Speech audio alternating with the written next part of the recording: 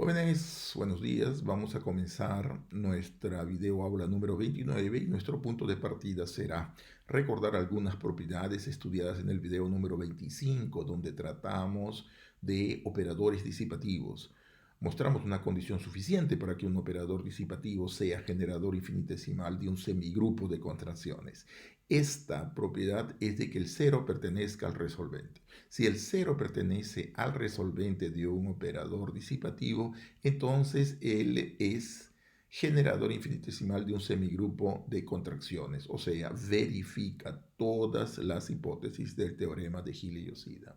Comenzaremos aplicando esto para la ecuación de ondas, para las vibraciones de cables, en donde este cable es compuesto por materiales que son diferentes, con diferentes densidades y por tanto esto genera discontinuidad en la densidad del operador y en los módulos de Young. De la misma forma vamos a hacer una segunda aplicación para vigas en donde las densidades pasan a ser discontinuas debido a que los materiales tienen diferentes coeficientes de densidad, así como también coeficientes de módulo de Young. Entonces los límites laterales del módulo de Young, así como de la densidad, son discontinuos. Mostraremos que los correspondientes modelos son bien colocados. Existe existencia y unicidad y continuidad con relación a los datos iniciales, todo esto usando la teoría de semigrupos.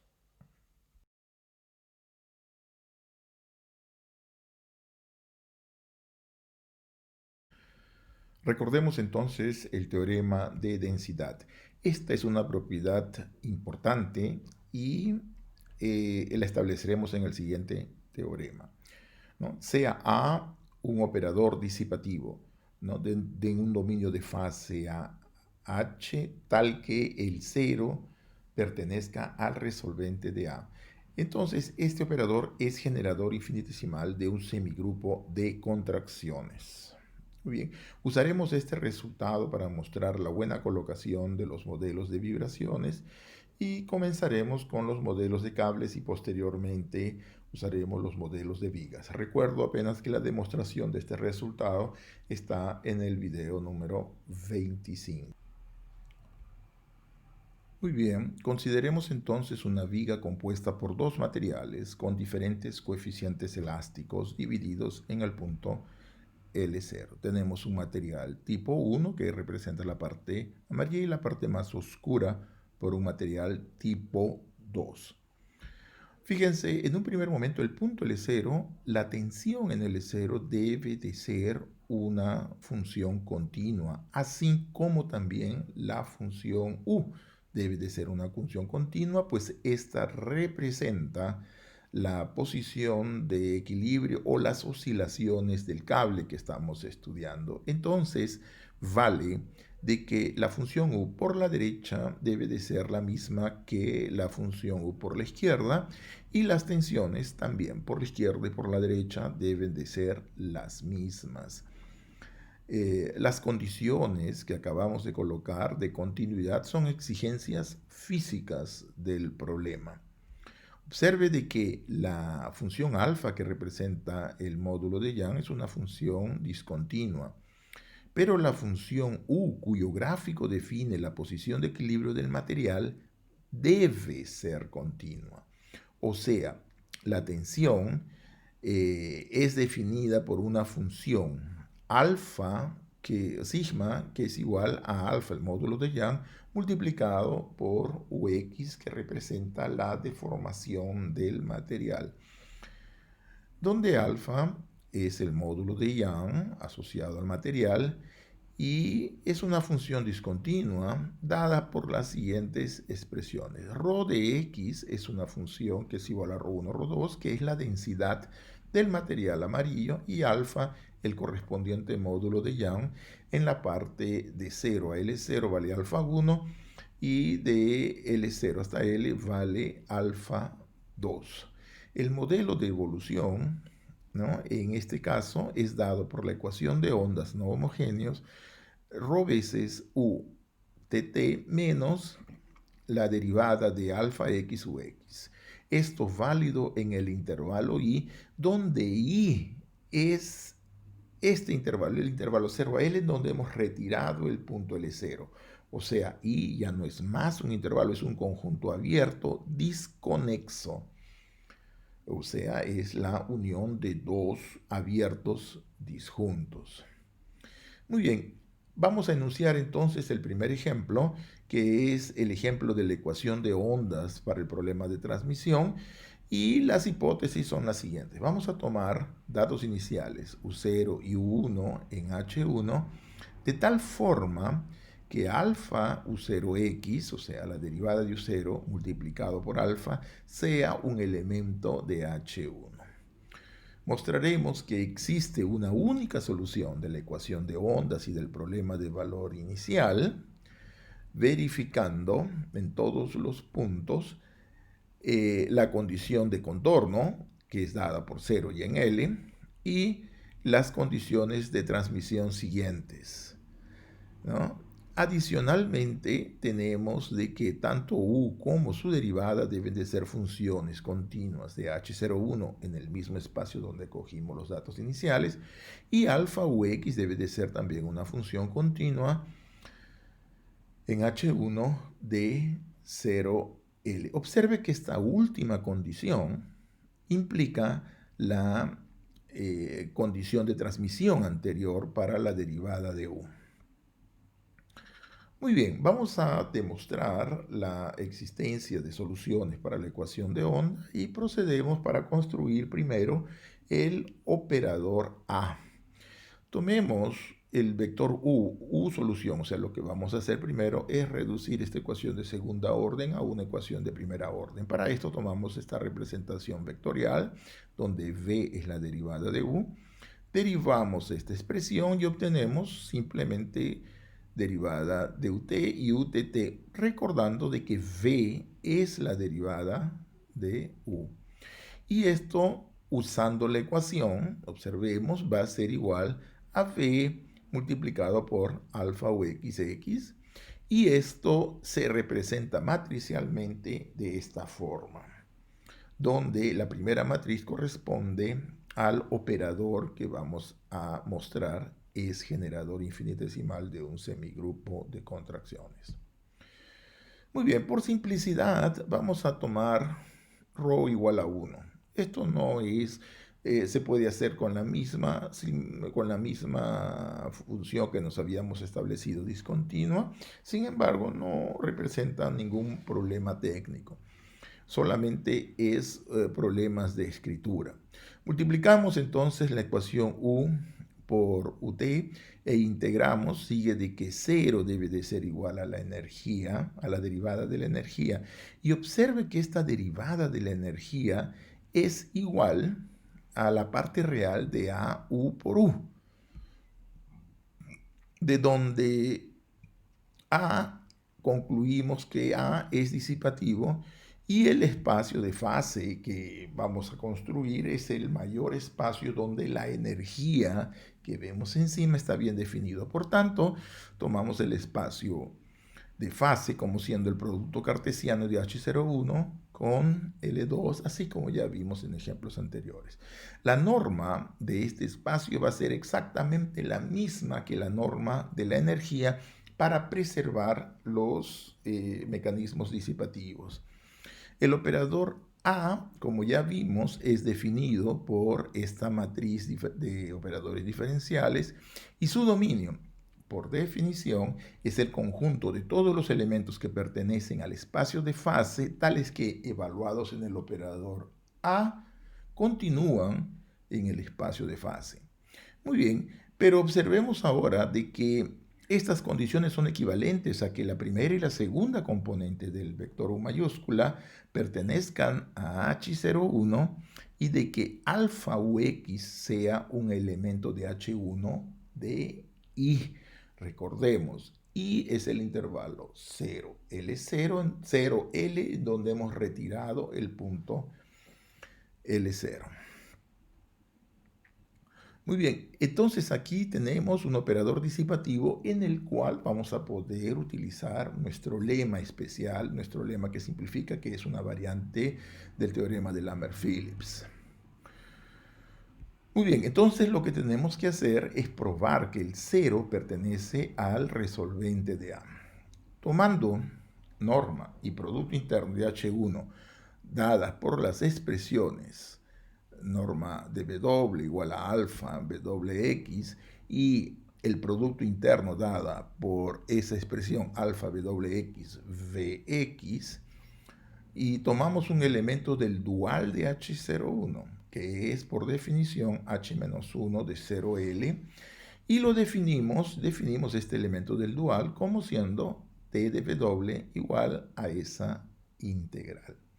Usamos aquí entonces el teorema de representación de Riesz, que afirma que existe un único elemento, U, que pertenece a H01, tal que se da esa identidad, o sea, que el funcional en W es igual al producto interno de U con W en el espacio H01. Sustituyendo estas definiciones, obtenemos esta igualdad que es llamada de formulación variacional asociada al problema. Muy bien, tenemos esta igualdad de integrales y por tanto verifica la existencia de este U satisfaciendo esta relación. Observemos primero, como ya vimos en el video número 28, de que C0 infinito de I puede ser considerado un subconjunto de C0 infinito de 0L. Entonces, aplicamos esto a la formulación variacional anterior y obtenemos, haciendo integración por partes, de que esta igualdad va a ser válida para todo elemento C0 infinito de 0 a L0. Entonces, aquí hacemos nuevamente, factorizamos el elemento W de esta ecuación y aplicamos la desigualdad de Du Bois-Reymond en C0 infinito de 0L0 y obtenemos también por las distribuciones, de que alfa UX es igual a F, y esto en el L2 de 0 a L0.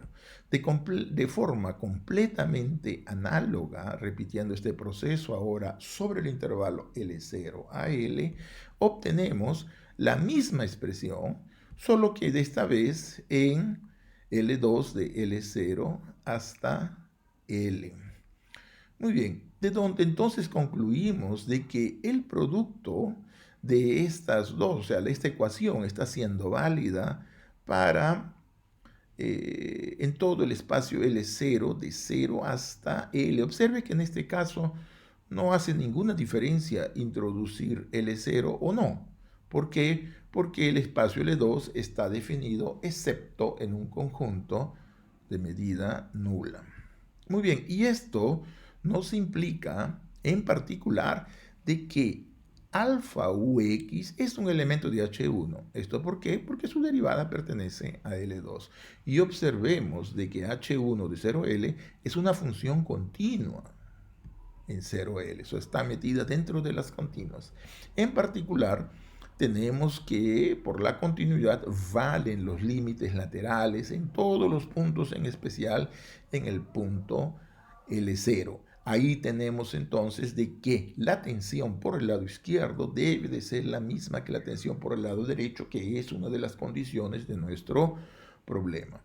Finalmente, como U es un elemento de H01 que está metido dentro del conjunto de las funciones continuas, obtenemos que la función U también debe de ser continua y en particular en el punto L0 debe de verificarse que los límites laterales son iguales, que corresponde a la otra condición de transmisión. Por lo tanto, hemos demostrado que el par ordenado V pertenece al dominio de A. O sea, existe un único elemento V de esta expresión que pertenece al dominio de A y por tanto el cero pertenece al resolvente de A. Y esto prueba que A es generador infinitesimal de un semigrupo de contracciones.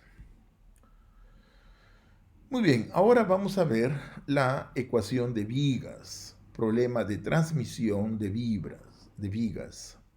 Para esto tomamos U0 y U1 en H2 de 0L, de tal forma de que alfa U0X sea un elemento de H2. Mostraremos que existe una única solución de esta ecuación de cuarta orden en la variable espacial con condiciones iniciales para todo X que está en I y T positivo, verificando la condición de contorno de Dirichlet, o sea que U se anula en 0 y en L, y la derivada de U y también se anula en 0 y en L. Y que se verifican también las condiciones de transmisión. Primeras dos condiciones es la continuidad en L0 para el lado derecho y para el lado izquierdo, de la misma forma como las derivadas deben de ser continuas también. Y por otro lado, alfa uxx, o sea, alfa multiplicado por la segunda derivada de u, también debe de ser una función continua que verifique esta relación. O sea, el momento flector debe de ser el mismo por la izquierda o por la derecha de L0. Y finalmente, la fuerza cortante. La fuerza cortante alfa uxx derivada de esta expresión debe de ser la misma tanto por la izquierda cuanto por la derecha. Finalmente, debemos de verificar la regularidad. U y UT son funciones continuas en 0T y con valores en H02. Y alfa UXX es una función continua con valores en H2 de 0L. Observe que estas condiciones son las condiciones que nos dicen de que la solución pertenece al dominio de A. ¿Esto por qué? Porque los datos iniciales han sido tomados con las condiciones del dominio de A, como vamos a ver posteriormente. Bueno, debemos, primera cosa, reducir el orden de la ecuación para 1. Y para esto tomamos el vector U como el vector de dos componentes. Y para encontrar el correspondiente generador, derivamos a este vector con relación al tiempo y obtenemos esta expresión UTV, donde V, recordemos que V es la segunda derivada, es la primera derivada con relación al tiempo de U. Usando la ecuación, inmediatamente obtenemos esta última relación y colocándola en su forma matricial nos da esta operación.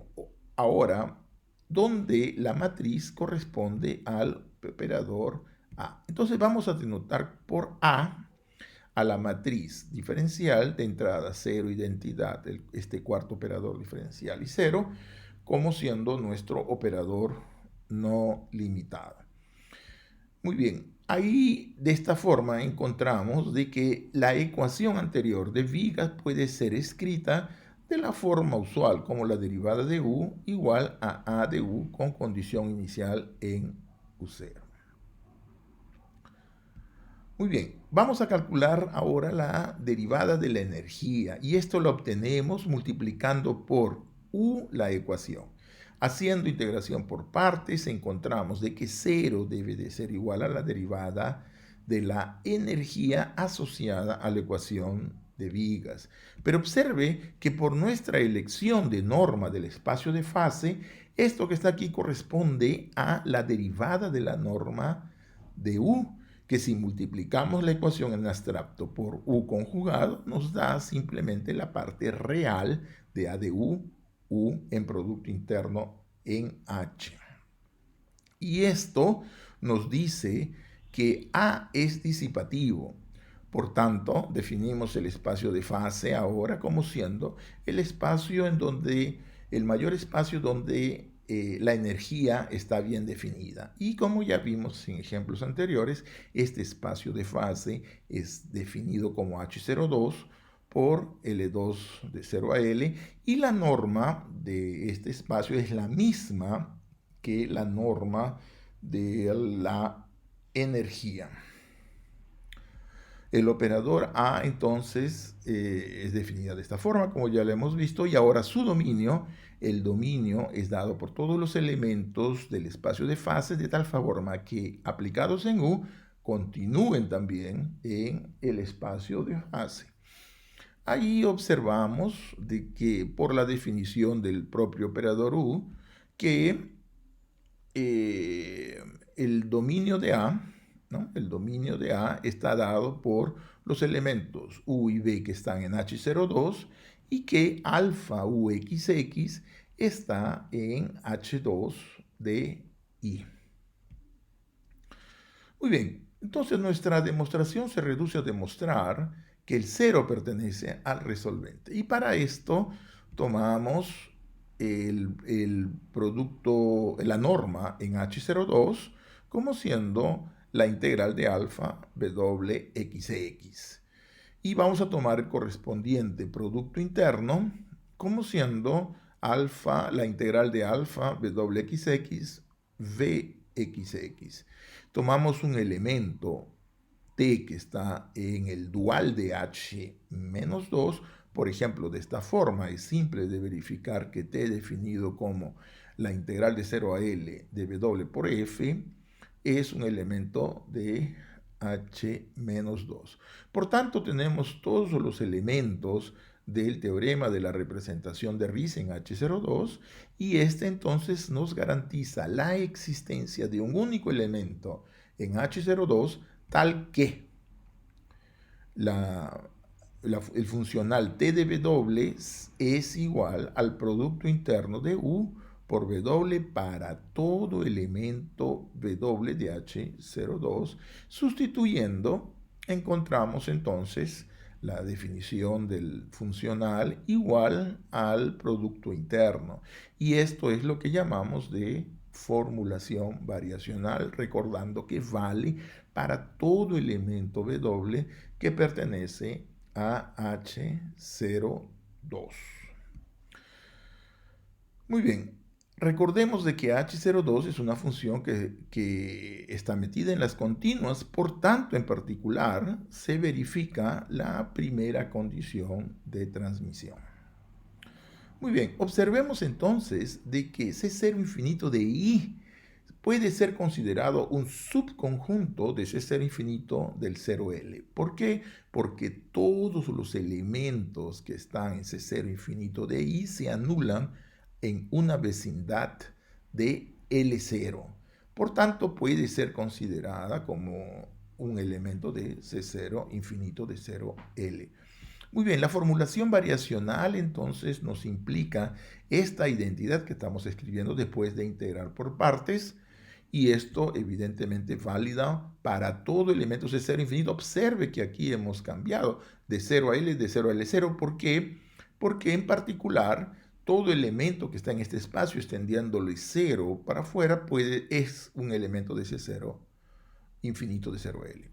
De donde obtenemos que la integral de 0 a L multiplicado por este W debe de ser idénticamente nulo para todo elemento C0 infinito de 0 a L0.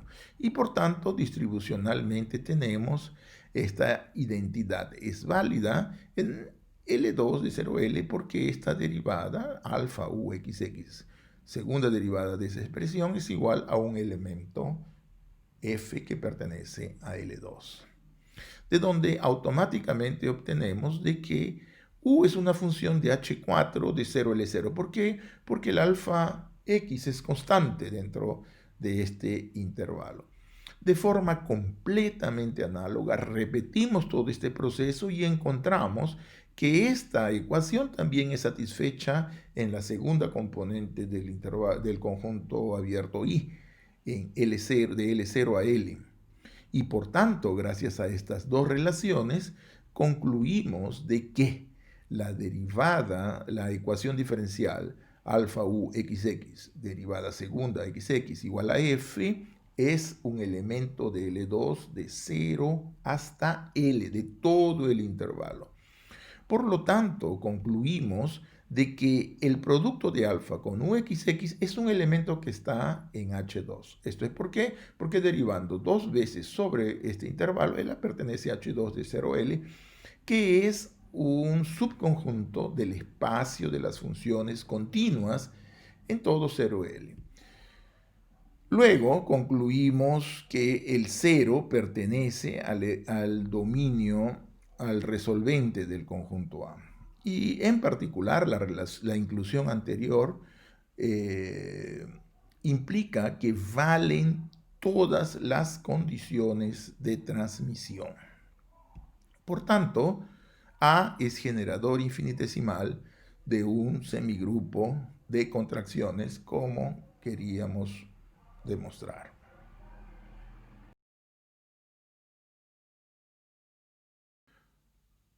Muy bien, jóvenes, llegamos así a la parte final y terminaremos como siempre con resúmenes y conclusiones.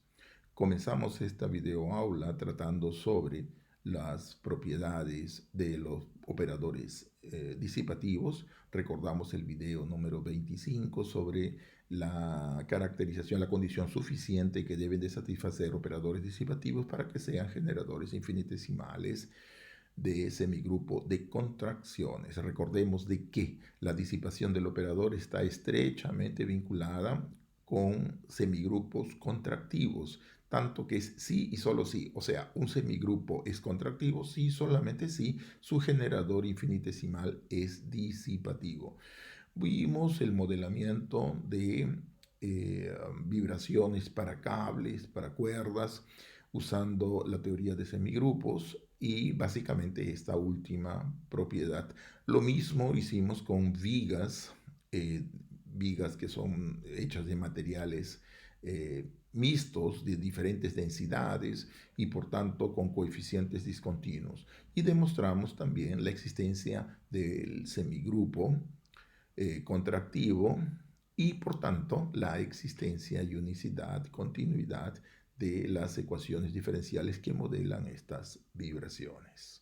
En la próxima videoaula trataremos un nuevo punto que es la estabilidad de los modelos de vibraciones con disipación.